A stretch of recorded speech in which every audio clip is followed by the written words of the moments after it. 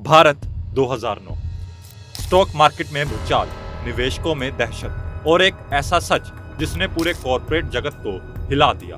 एक कंपनी जिसे इंडियाज इनॉर्न कहा गया क्योंकि इसने सच को ही सबसे बड़ा झूठ बना दिया। ये कहानी है सत्यम घोटाले की और इसके mastermind B Ramalinga Raju. Mastermind कौन था? बी रामलिंगा राजू एक छोटे शहर से निकलकर भारत की सबसे तेजी से बढ़ती आईटी कंपनी बनाने वाले व्यक्ति 1990 में सत्यम कंप्यूटर सर्विसेज का निर्माण, भारत भर में क्लाइंट्स, हजारों कर्मचारी और भारतीय आईटी सेक्टर का राइजिंग स्टार। हर कोई उन्हें विजनरी कहता था, लेकिन धीरे धीरे वे विजनरी एक ऐसे खेल में उतर चुका था जो देश के वित्तीय इतिहास में काले अक्षरों में लिखा जाएगा। घोटाला कैसे शुरू हुआ? स्कैम के बीच। साल 2000 के आसपास सत्यम के मुनाफे उतने नहीं थे जितनी उम्मीदें थी, लेकिन बाजार उम्मीदों को ही वास्तविकता मान लेता है। राजू पर दबाव बढ़ता गया, कंपनी तेजी से बढ़ रही है, ये दिखाना ही होगा। यहीं से शुरू हुआ झूठे अकाउंट्स, फर्जी आंकड़े, नकली इनवॉइस और बनावटी बैंक बैलेंस का खेल। घोटाले का असली तरीका, अंदर से खोखली कंपनी। राजू ने ऐसा क्या किया जो भारत के इतिहास में कभी नहीं हुआ था? नकली बैंक अकाउंट्स बनाए, कंपनी के खातों में सैकड़े करोड़ रुपए मौजूद दिखाए, जबकि असल में वहां शून्य था।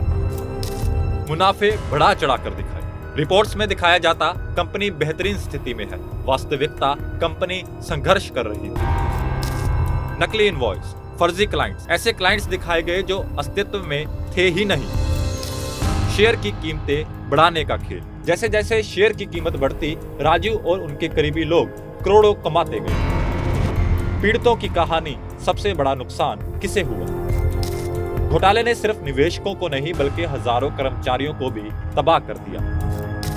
कर्मचारी, हम हर दिन ऑफिस जाते थे, हमें लगा हमारी नौकरी सुरक्षित है, लेकिन एक दिन अचानक सब खत्म हो गया।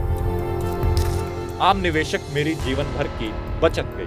कंपनी पर भरोसा किया था, सोचा था आईटी सेक्टर सुरक्षित है। छोटे शेयरधारक, एक पल में शेयर 80% तक गिर गया। हम देखने के अलावा कुछ कर ही नहीं सके। सच कैसे बाहर आया? जांच की टाइमलाइन। जनवरी 2009, रामलिंगा राजू ने एक चौंकाने वाला पत्र लिखा जिसमें उन्होंने स्वीकार किया कंपनी के खातों में 7000 करोड़ का झूठ शामिल है। कुछ ही घंटों में सत्यम का शेयर धड़ाम, बाजार में अफरा तफरी। सीबीआई, सेबी और एसएफआईओ की जांच शुरू हुई।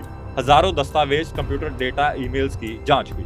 राजू गिरफ्तार, उन पर धारा 420, 468, 471, 477 ए आदि के तहत केस दर्ज हुए। प्राइस वाटर हाउस कूपर्स यानी कि पीडब्ल्यूसी पर भी सवाल, अकाउंट्स की ऑडिट में भूमिका पर गंभीर जांच हो गई। कानूनी कार्रवाई, सजा और दंड। लंबी जांच और सुनवाई के बाद राजू और कई अधिकारियों को जेल, कई आरोपों में दोषी पाए गए। पीडब्ल्यूसी पर 2 साल का प्रतिबंध अकाउंटिंग लापरवाही के आरोप में लग गया। सत्यम की बिक्री, कंपनी पूरी तरह ढह चुकी थी। इसके बाद टेक महिंद्रा ने इसे ओवरटेक कर लिया। महिंद्रा सत्यम के रूप में पूर्ण निर्माण हुआ। आर्थिक प्रभाव, एक झटका पूरे देश के लिए। इस घोटाले ने भारतीय अर्थव्यवस्था को झकझोरकर रख दिया। निवेशकों को अरबों रुपए का नुकसान हो गया। आईटी सेक्टर की प्रतिष्ठा को बड़ा झटका लगा। विदेशी निवेशक डर गए। स्टॉक मार्केट में भारी गिरावट आई। ये सिर्फ एक कंपनी का पतन नहीं था, ये भरोसे की नींव हिलाने वाली घटना थी। निष्कर्म, एक चेतावनी और सबक। सत्यम घोटाला हमें सिखाता है कि कागजों पर बनी चमक असल में अंधेरा भी हो सकती है और पारदर्शिता किसी भी अर्थव्यवस्था की असली रीढ़ है। कभी कभी एक झूठ हजारों जिंदगियों की सच्चाई को निगल जाता है। सत्यम भी ऐसा ही झूठ था जिसने भारत को सिखाया किसी भी कंपनी पर भरोसा करने से पहले उसके सच को परखना जरूरी है।